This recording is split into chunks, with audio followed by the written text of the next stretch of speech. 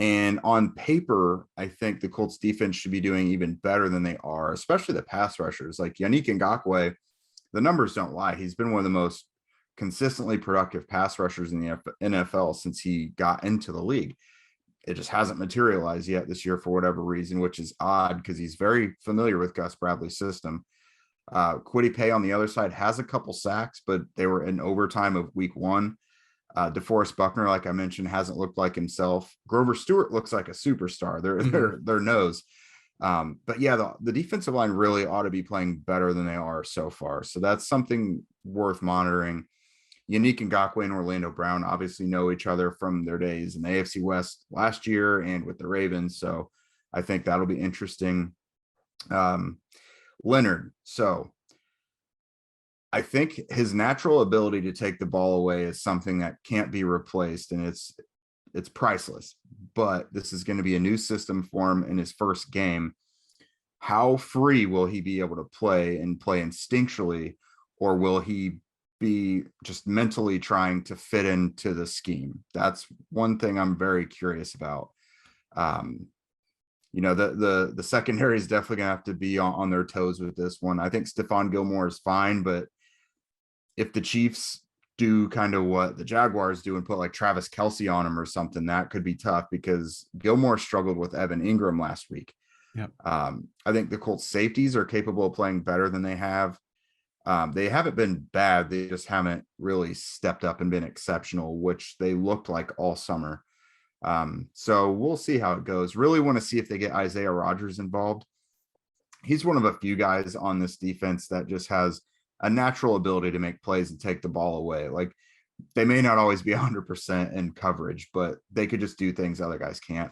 He's one of those guys, doesn't have any snaps through 2 games, which is odd. I mean, I know Gus Bradley's new here, but like you've got to get those types of guys on the field. Like you just have to. And Kenny Moore's really got to step up as well. Yeah. I just don't know that maybe he's thinking too much in this new scheme. I'm not sure, but he's not playing free and instinctual like we see him. Like he's one of those guys that plays chess when other guys are playing checkers, and it just has not looked like that this year so far. Really, he's another one of those guys that's really struggled going back to last year. Yeah, and it's a tough spot to be in, man, because on one hand, the Colts have a long season ahead of them. If they drop this game, their season isn't quite over. They can still figure things out in time to make a wild card or win the division, because the division's probably not going to be that tough. Like it's not the end of the world. On the other hand, a lot of guys are back. I know that it's a new system. You don't want to go 0-2-1. That's not a good place you want to be. Yeah. I'm not a huge believer in the whole 0-2, your season's over type thing that's going around. I know that it's past couple of years it has been. But even teams like the Raiders or the Bengals could climb out of that. I think the Colts could be one of those too. With all of that in mind, with the defensive struggles or offensive struggles with injuries, everything to take into account, Jake, I'm going to put you on the spot. Not only do I want a winner pick, but I'm going to get a score pick from you as well.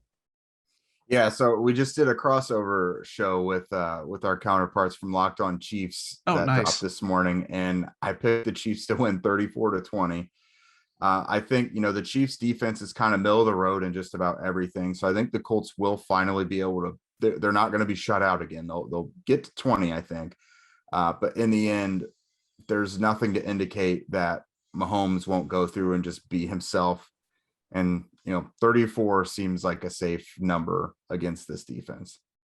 Yeah, man, I'm going 30-17. So I think we're generally on that same line of thought. I think the Colts have given the Chiefs trouble in the past. I don't think that the Chiefs or their fans or the media or anybody needs to overlook this game for them. I've smelled a trap game all week. Yeah. I absolutely think the Chiefs could come out flat. And like usually for the Chiefs, they just beat themselves up oftentimes. Against the Chargers, Chargers were doing good stuff, but the Chiefs' game plan was so vanilla to start off. They were shooting themselves in the foot. They had some near turnovers, stuff like that. It just wasn't good. So if the Chiefs come out and don't execute and they spot the Colts at 10-zip or 14-3 or some lead like that, I think the Colts are the type of team that could manage it the rest of the way and coast. With that said, I know it's the home opener. I know the Colts are getting guys back. But I can't in good faith, I think, pick them. I absolutely could see a trap game. But man, I'm thinking probably the Chiefs cover and the Chiefs send the Colts to 0-2-1. But again, I really do think this team long term, they're going to be fine. Yeah, and I'm glad you mentioned that because I do think there is a road for the Colts to win this game. It's not like there's no hope. I think it is possible. They're going to have some breaks go their way. They're going to have untimely drops or penalties from the Chiefs. They're going to have to capitalize on those gifts that Mahomes will occasionally give you, like Asante Samuel didn't with the Chargers last week. They have to have those breaks go their way. They have to take advantage of mistakes. You know, they have to do their job there.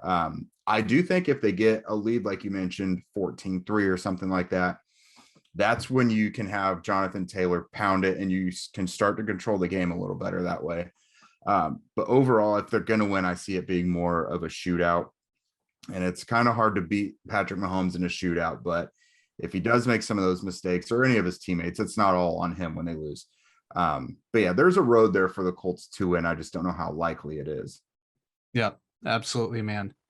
Jake, thank you for coming on, man. Any content or anything you want to plug before we get out of here?